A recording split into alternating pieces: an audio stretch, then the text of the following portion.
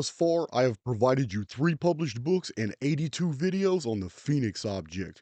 I have also provided 3 published books and the entire Anunna Files playlist of videos on the Nemesis X Object. These 2 objects appeared many times in history and both affected the populations of our world in manifold ways. But the dark satellite is a more mysterious object. The term dark satellite comes from the mystics, particularly one in the 1880s who brought the knowledge to the public. This object differs from both the Phoenix and Nemesis X. Phoenix returns in May 2040, fulfilling the sixth seal just prior to the apocalypse. Nemesis X returns in November 2046, fulfilling the prophecy calendar of the Mayan long count and the trumpet judgments of the tribulation period. And in 2052, the dark satellite will appear and release the seven kings from the ancient vapor canopy world, who will then set up a post-apocalyptic government referred to as the Beast Kingdom in the last days. All 3 objects have their origin with Nemesis, the dark sister of our present sun. Nemesis is hidden, but her presence is concealed in the sky. It is known by her children, Phoenix, Nemesis X Object, and the dark satellite. These affect our world in their appearances, and for the first time in history, all 3 objects, they will be visiting our world at the same time. They are the woes that are mentioned in the book of Revelation that unfold in the last days. Gigi Young and others have recently mentioned the dark satellite, so I felt it was time to bring the data back out for you to see. I first published about the dark satellite in 2011 in my book Anunnaki Homeworld, wherein I pretty much explained that the 2012 doomsday madness was all a lie, that the 13 Bactans of the Mayan calendar did not end in 2012. In fact, the reason for the error in calculation by the scholars is because of the dark satellite. I will reveal that in this video. But it didn't matter. 2012 came and went, and 200 and something authors all got rich off the fear mongering, and everybody ignored my book, telling them that they were all wrong. Such is life. About 15 years ago, I read a book from the 1880s that mentioned the dark satellite. It was written by a Christian mystic named Thomas Burgoyne, and the book is a favorite today among occultists. It is titled The Light of Egypt, Science of the Soul and Stars.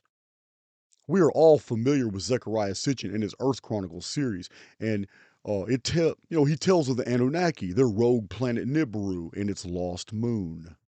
But Burgoyne published his material 96 years before Sitchin was even born. And in Burgoyne's work, we find that there is a dead planet somewhere in the sky.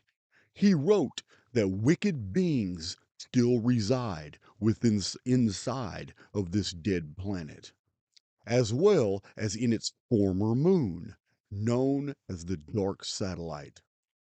Now, Burgoyne wrote there existed an unbroken tradition among mystics, and there was a missing planet, and that it was pushed out of line of march by a disturbing force, and that it became, in time, it became a prey of disruptive action, and ultimately this planetary form lost its shape, and it is now a mass of fragments. He says that the dark satellite is inhabited by beings possessing the highest forms of cunning and intelligence, who are the producers of the greatest portion of human suffering and misery which afflicts humanity. Also, the rulers of the dark satellite mercilessly distort every arcane truth into theological dogma and partial error, causing it to assume in the human mind the delusive forms on the externals of truth and logic, and corrupt truth in every form wherein it struggles to manifest itself on earth. That's a heavy statement.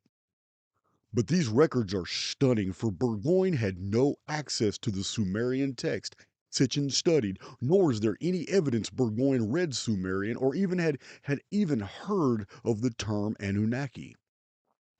Hardly anything was known about Sumer in the text from the texts that were discovered in the days of Burgoyne, because these were left untranslated and put it in museum basements where they would stay until the 21st century and the 20th century, when they would begin to be translated. So it's very interesting that Burgoyne was was publishing these things before Zechariah Sitchin even came around, and basically said the same thing and put a whole narrative with it. His information truly came from traditions and sources passed down outside the realm of modern scholarship and the media. He claimed that this was an old occult tradition, and we have no reason to disbelieve him. It reminds us of the strange letter of Nostradamus after his centuries were published 500 years ago, where he claimed that my writings are not my own and that I have preserved elements of the future that was written in many different texts. He put them all together and then he burned that library so others could not find it. He encoded the future in a system of writings that he called the centuries, divided by quatrains. Another incredible parallel is mentioned inadvertently by Burgoyne. Sitchin wrote that the Anunnaki came to Earth in need of gold to prolong their existence. But this is a new twist introduced by Sitchin, for the occult tradition tells us differently. Burgoyne wrote that these basically these evil inhabitants of the dark satellite, they benefit by their wicked activities against humanity, which provides them a means of prolonging their external existence upon the earth. Burgoyne was explaining that the introduction of error, wickedness, evil into the world, and the fall of mankind, when humans participate in evil activities, it actually prolongs the existence of the inhabitants of the dark satellite. That doesn't sound like they came here to mine gold. For many of the former residents of the dark satellite, these have now descended to Earth already. This is Burgoyne. The occult traditions claim that the dark satellite has been here a few times in the past. And when it did, some of these beings, some of these entities came to Earth. So, so we take from this that there is a group of these beings already on Earth doing the bidding of the lords of the dark satellite. I wish to interject now that these beings have already set up their infrastructure and control systems in our own underworld. These beings are the true power of the puppets that we call the elite. Now, after reviewing the mystical echoes of Burgoyne's research, one should perhaps be a little less critical of some similar modern satanic literature further substantiating the existence of these evil entities. In the testimony of the mad Arab, as recorded in the occult book titled Necronomicon, the tome of the names of the dead, we read, "May the gods be ever merciful to thee. May thou escape the jaws of the Mascum, and vanquish the power of the Ancient Ones. And the gods grant thee death before the Ancient Ones shall rule the world once more." The Mascum is a Sumerian ideogram for a race of demons in the old tablet texts that are often linked to the Anunnaki. The Ancient Ones are demonic lords of the Anunnaki, known in Sumerian and Babylonian texts, and in the book of Revelation as the Seven Kings. They were present on earth and began a reign over mankind in 2909 BC, a dynasty that lasted 670 years until cut off by the Great Flood or the Phoenix Cataclysm in 2239 BC.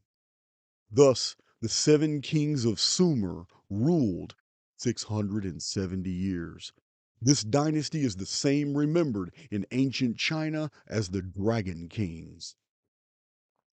The Necronomicon, the text appears to be derived from the Babylonian Enuma Elish tablets concerning the Anunnaki and the Genesis reset cataclysm. In fact, Genesis seems to be a condensed version of the events of the seven tablets of the Enuma Elish.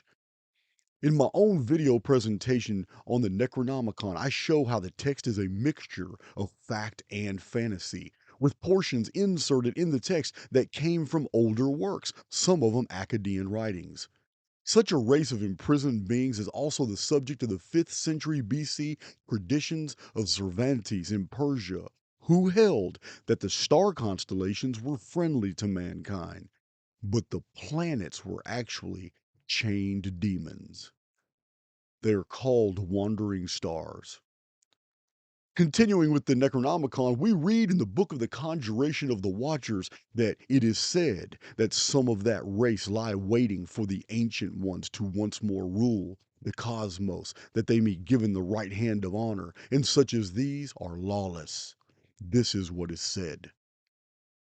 That's straight out the Necronomicon. It's explaining that there are evil entities already here among us, and they're just waiting for the return of the 7 kings. The imprisonment of these beings is the subject of much of the Book of Enoch, who was a prophet not for the antediluvian period, but specifically for the last days. In the Enochian text, they are called the Watchers. The Watchers are the Anunnaki and the ones who are awaiting for the return of their elite. They are the world rulers who govern the affairs of our lives. They are waiting for the return of these beings. They have libraries and knowledge stored in the underworld that concerns these matters, and they are very knowledgeable of the times. This is why they continually spend billions of dollars putting out false histories of the world and funding anybody who will promote any type of rendition or fantasy about the past that is absolutely inaccurate and will promote confusion. There has recently been talk on social media about not only the dark satellite, but also a possible connection between Elon Musk's Starlink technology somehow being connected to freeing these demonic entities into our world. This was mentioned recently by Gigi Young. For those of you who follow Gigi, I want to add to this a very important fact that basically shows her to be right on the money. You see, in old cuneiform tablets, we have references to a civilization that existed before Egypt came into existence, and this forgotten country was called Magan. And in the Magan text of the Necronomicon, we read, "Man is the key by which the gate of Yaxakak may be flung wide, by which the ancient ones seek their vengeance upon the face of the earth, upon the offspring of Marduk," that's mankind. For that which is new came from that which is old, and that which is old shall replace the new, and once again the ancient one shall rule upon the face of the earth. Now, my interpretation of this is that humans are needed to build and then activate a technology that will open the dark satellite when it reappears and free the ancient ones.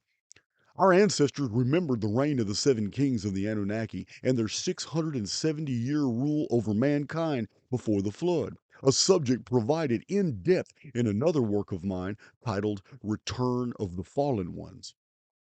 This book is also available on Amazon with Anunnaki Homeworld. This gate mentioned in the Necronomicon is the same as the gate of Rostal in ancient Egypt. It is the same one of the Gnostic records guarded by Kalapatoroth, the Sphinx. This is the gate of, and mankind is the key, meaning humans and human destiny is inextricably entwined with whatever the function is of the Great Pyramid in Egypt. Remember in my prior presentations where I cite old books that claim that when the gods of Greece were scared of Typhon, they fled to Egypt, just as demons do when they fear that they will be exorcised from a human host. The gate is at Giza, the ancient Akuzan site where Enoch vanished before 800,000 witnesses. Now we delve into the juicy stuff, as my Welsh friend Martin likes to say. The calendrics of the dark satellite are amazing. The collapse of the vapor canopy in 2239 BC, the day the sky fell, otherwise known as the Great Flood, was caused by the Phoenix. This ended the reign of the 7 kings over the ancient Pentapolis, or the 5 cities of the Anunnaki. The Sumerian king list reads that the flood ended the 241,200 stars of the seven kings' reign, their empire destroyed by the phoenix. Zechariah Sitchin and his followers have promoted a false version of chronology, claiming that seven kings could actually live 241,200 years. In my own presentations, I have shown how Sumerian reckoning works and that the day count system was the only one they knew in the Vapor Canopy period. Stars were the turning of the stars, one turning of the stars around Alpha Draconis, the dragon eye, and it was only one day. Thus, the 241,200 shars of the Sumerian king list was merely 670 years of 360 days each. The ancient Hindu, the Olmec, the Sumerian, the Mayan calendars, they all have this common denominator that they were day count systems. And they're all divisible. All their units and ages, epochs, they're all divisible by 360. Zechariah Sitchin has successfully deceived people into thinking that kings before the flood could actually live for many tens of thousands of years, and it is preposterous. The end of a 670-year period, it actually leads us to the beginning of another empire that would end after 670 years. And this synchronicity leads us to the first appearance of the dark satellite after the Great Flood. It was the year 1899 BC. Nimrod ruled but was overshadowed by his infamous mother, Queen Semiramis of Babylon. Nimrod is the Hebrew rendition for the Babylonian Mardon, or Marduk, which is a Babylonian name derived from his Sumerian name, Amar-Udak. In Akkadian, he was Merodach, and he began a construction project called Babili, or the Gate of God. In 1899 BC, the ancient ones realized that humans were building a technological structure that would open a gate, but they deemed this a threat and instantly destroyed the structure with thunderbolts from the sky, and then used technology themselves to reprogram the collective human mind into 70 different languages. Only by technology could this have happened. Humans found that they could no longer understand one another and separated into the groups of those who spoke their own tongue.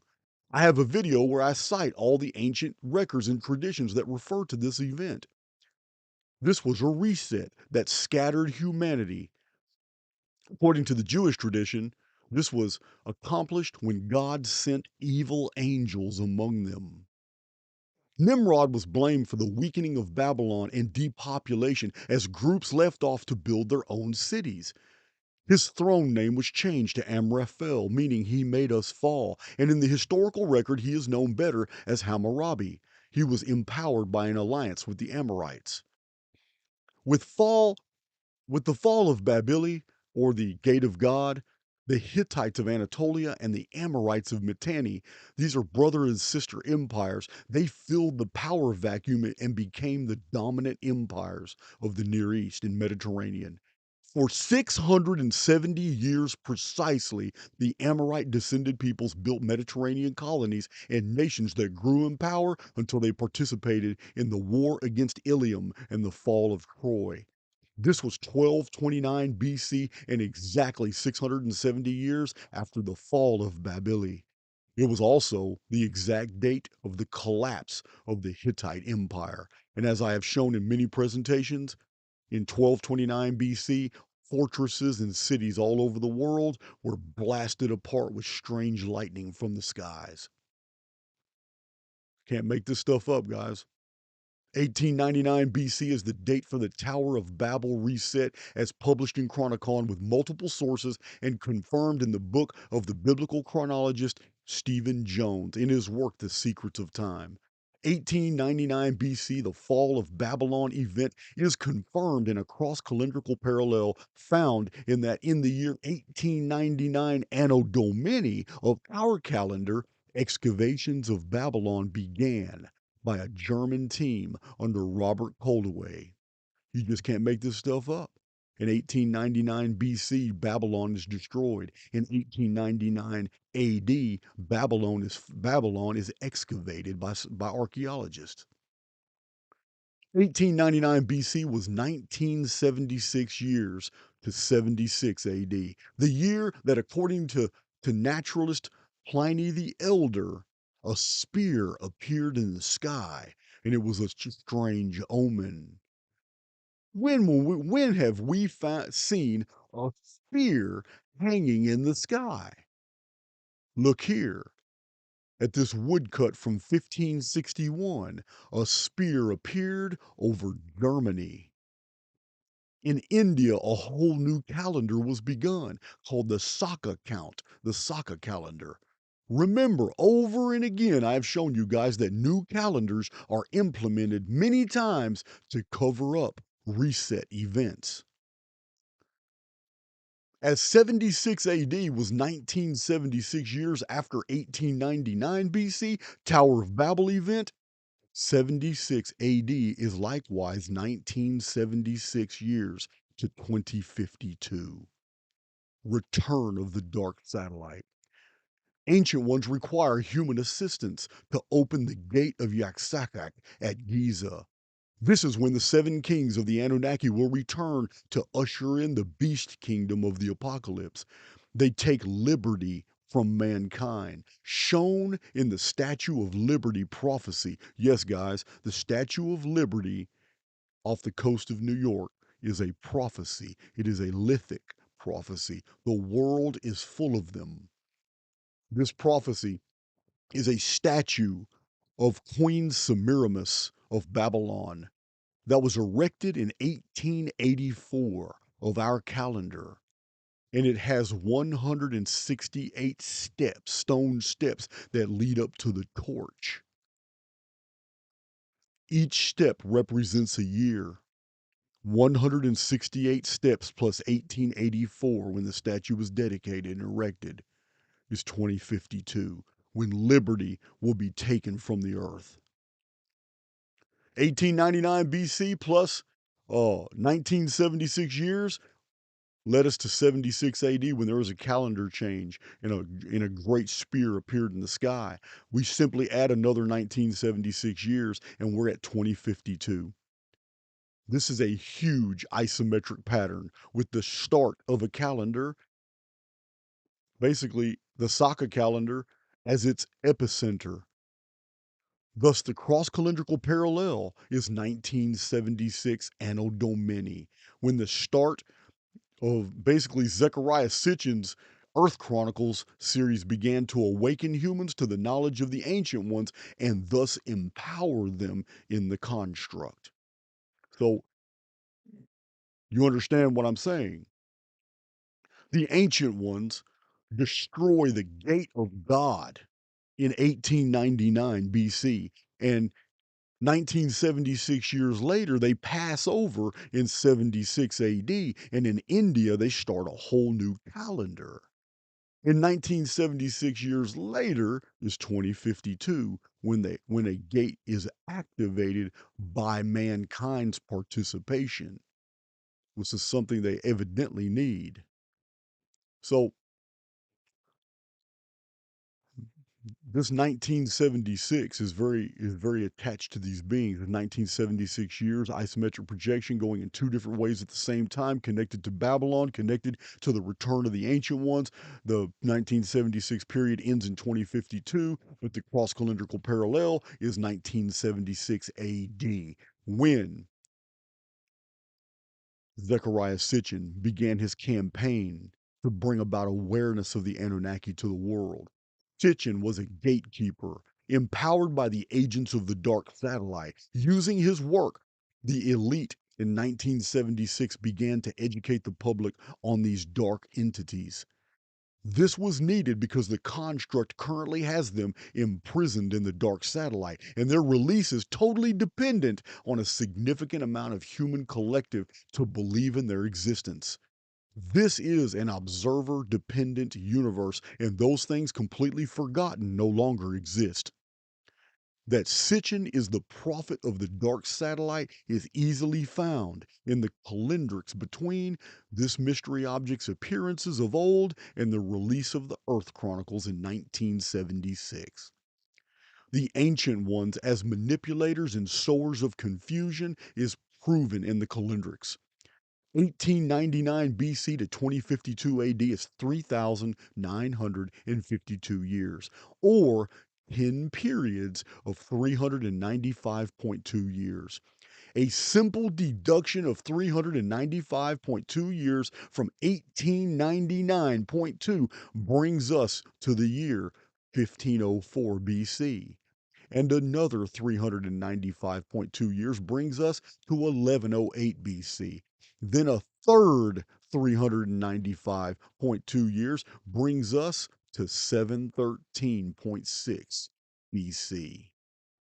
713 is the end of the sixth Bacton, or the 864,000 days of the Mayan long count, each Bacton being a Mayan age of 144,000 days.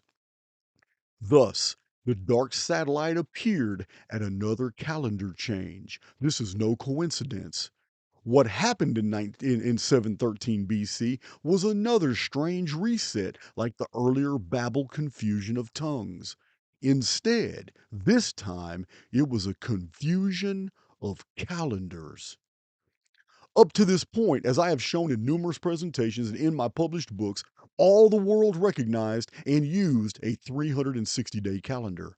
But in this year, something in the sky issued thunderbolts that destroyed whole fortifications and even vaporized 185,000 Assyrian soldiers as the sun not only stopped moving across the sky, but retrograded 10 degrees. This astonishing event is recorded in the Bible. It involves King Hezekiah and the prophet Isaiah. It resulted in a change of the length of the year. The 360-day year turned into 365.24 days, and every civilization after 713 BC changed their calendars and their timekeeping systems. This data is in my books, Anunnaki Homeworld and in Chronicon. I have a few videos on the event as well. It was this alteration of the year that changed the Mayan long count end date to 2046, the year of the return of the Nemesis X Object. The Archons, or Ancient Ones, first introduced different languages to promote confusion and scatter humanity. Then they altered the calendar so men could not accurately reckon the times. Then they empower Zecharia Sitchin to promote widely a false version of events while still bringing public awareness of the existence of the Anunnaki, thus empowering them in the construct. The work of Zecharia Sitchin is steadily promoted by people like Billy Carson. The Ancient Ones are busy. Here is another interesting calendric. In 1752, there was a major calendar change. This was the year of the octagonal star that appeared over Slavinge, Norway, and caused destruction across the land. I have a video about this. This was 150 years before 1902, the Phoenix year, the appearance of a strange red star, and the year of the hidden reset. A year Charles Fort said was a new dark age. In itself, this means nothing, except for the fact that 1902 itself is 150 years exactly to 2052. So 1752 and 1902 being equidistant and concerning strange things appearing in the sky and affecting humanity demonstrates that in the Calendrics, 2052 is the appearance of the dark satellite and the release of its inhabitants, and probably the imposition of an entirely new calendar. I have shown you many different ancient sources that reveal that days were the ancient timekeeping standard, that all cultures in the ancient world used a year of 360 days that mirrored the zodiacal 360 degrees, that the impossibly long periods the Egyptians and Chaldeans referenced were lunar reckoning counts, and that these things were already understood by ancient writers, that modern authors have been lying to you. 253 data packed pages from this 270-year-old book right here that I have a video about. This book right here was published in 1752. year of the octagonal star. And amazingly, in this old book, all the data of both the ancient 360-day year and the later 365.24-day year, the calendar change, these things are all conveyed in this old book from 1752. There is no such thing as coincidence. These palindromic patterns in history and perfect synchronicities in narratives and calendars are evidence that we are living out a controlled drama, a protocol filled construct. These hundreds of videos I have provided in my published books show clearly to the unbiased observer that in May 2040 the Phoenix phenomenon will visit our world. That 6.5 years later in 2046 the Nemesis X Object will appear and will initiate a, a species invasion. And in 2052, the dark satellite will return, and the seven kings from the ancient vapor canopy world of the Sumerian Pentapolis will be released and then use their power to support the reign of a dark goddess. Her empire will last 54 years over the collective empires of gold, silver, brass, and iron until the return of the chief cornerstone who will fulfill the pyramid prophecy and usher in the stone kingdom of peace. It's not even mysterious. We're living in a programmed reality. There is an object hidden in the sky. Our predecessors studied its appearances. Like a vast clockwork apparatus, it appeared on a fixed timeline and disappeared whole civilizations. They have left us records of this invisible eye in the sky and how they hid underground from its face. They feared the return of the Phoenix.